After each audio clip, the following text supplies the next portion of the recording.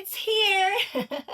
My teacher binder, my beloved companion. I don't know what I would do without my teacher binder. Today, I will be showing you, giving you a look inside of what I have here for the year 2026, 2027. Hi, friends. Welcome back to my channel. If you're new here, my name is Andrea, and I am a homeschooling mama to an 8-year-old who will be starting third grade. We also follow Ambleside Online, and this will be her year 3. I will not chat a whole lot. I'm just going to get right into the binder, show you what I have inside. I am still getting acquainted with it. I finally was able to complete. It's a bit hefty. It's a little thick. There's a lot of goodies inside here, and I will, as always, learn what works and what doesn't work and adjust accordingly. I also got a new planner. I got a new planner. It's more of like a homemaking kind of planner. There's homeschool, there's home management kind of thing. And I have been using the daily pages just to track all the things that I'm doing. And I'm finding that when I add each item for every day, that I get more stuff done. So I may just really dive into this planner and see how I can incorporate um, with this. All right, so this is my old binder, this 5-star flexible binder I had last year. I'm just reusing it this year. There will be a whole lot of opening, taking it apart and putting it back together throughout the year. So I'm not sure how this is gonna hold up using it 2 years in a row, but I will start by saying that I really like this binder. It can become a little annoying with flipping the pages, but as long as you use 2 hands, it's not that hard. Even if I have to go all the way to the end here, all I have to do is to use 2 hands. So I find it easier to use now than I did in the beginning, but as you can see, it does take a little maneuvering it for it to work. So let me introduce you my binder. Here I separated into some tabs. I don't have a whole lot of tabs. So I have term 1, term 2, term 3, and resources. That's it. As I open the binder here, you will see my whole year, the year at a glance that I have already shared with you guys. And there's that quote that I shared when I shared my daughter's binder. Now, I left this cover for term 1 because it reminds me that we are studying invertebrates. And I have to stay on top of science. So this is a good reminder to me. Then I have some notes here for our morning basket, what we rotate, and some daily work, poetry, and recitation that enters into our morning basket. I kept this monthly cover on my binder as well. This is on my student binder, and I kept it on mine so we can follow along. She can follow along with me all the things that need to be done for that month. And then I have the Ambleside Online schedule. I have changed here where it used to be Trial and Triumph. I added Campbell, and then I just added 1 to 2 chapters per week. Then I also separated the biography, the Da Vinci biography by chapter, and I also added all the pages for the book Marco Polo. And I do this for each term. I have done the same thing so we don't get lost on pages. And I will just be coloring. I'll choose one color, highlighter color for each week, and then I will just color in each one of these spaces here as we complete them. And then at the end of the year, we have that beautiful rainbow of colors, all completed work. It's so satisfying to me. Initially, I was not going to print this page, and I actually did not print this page. This was on my student binder, but then I realized that some of the chapters or the pages on the books weren't correct, so I decided to just make it right for her and print it all over again for her binder, and I kept her old one. So what I will do is that I will come here and see what's the book for the week, and I will not pay attention to what's underneath the book. I will just check in the book. I wasn't going to do this at all, but maybe it will be a good thing to do it with my daughter, at least in the beginning, so she can get used to doing this kind of checking her work. Also, I do like this so I can keep track of all the things that we need to do, daily, weekly work, and I just appreciate this. If you want to know more about where I got this, if you're brand new here on my channel, or if you just landed here on this video, I share all the files, editable files from Canva on my student binder video. I will have the video link down below. If you're interested in checking this all out, I made it available to anyone who would like. Next, I added the recitation, and then I will have my daughter memorize the scripture and as well as 2 poetries per term. So this is going to be here with me because I will try to memorize it along with her. Then we go into math. This is what we will be using for math this year, which is Singapore Math Primary Mathematics 3, and we do follow the Singapore Math Live video classes. So this is just the outline of the classes. We only use the textbook and workbook. We do not do intensive practice or challenging word problems because we also use Life of Fred, and I think that's too much math. I am not going to be hammering math into her. Hopefully by middle school, she'll enjoy it a lot more. We'll see. But right now, that's what we have. We use textbook, workbook, and this just gives me a glance of what we have for each week, and I can also check as we get it done. Then this I am not supposed to share with you because this is what comes with the Michael Clay Thompson. It's a 28-week lesson plan. I will definitely use the entire year to get the entire program done. I am actually going to follow as prescribed, just because I trust Mr. Michael Clay Thompson, and I will do it as prescribed because I am hoping that he will be teaching his online classes, live classes for a long time, and I'm hoping that my daughter will be able to join some of that. So I want her to get used to following his program. Then we have science. We use the Handbook of Nature Study. I have not used it last year. I do own it, and I do plan on using it. Artist study, composer study, I just printed that one here. I did not add the big full prints onto my binder because I decided that it would just make my binder too big.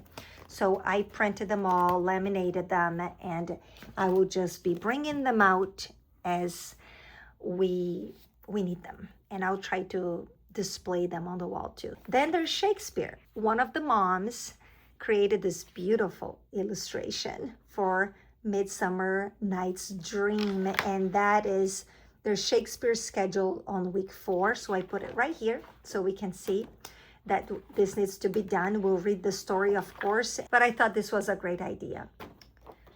Then we just keep moving. Week 5, week 6, week 7. The terms keep moving month by month. I highly recommend you look at my student binder so you can understand all of this. And then at the end of term, I have the exam key for year 3. My daughter on her binder, she has all the questions, and I have all the answers here. Then we move on to term 2. I also left the cover here to remind me that's rocks, minerals, and soil for science, and it's all the same. Then I have the Ambleside Online schedule for term 2. Then I have the daily tasks, recitation for the term. Here's what we have for science, artist and composer study, some of the arts. This wonderful mama made it available, and I just printed it. More work. The weeks go by. more of the same. This is all the same.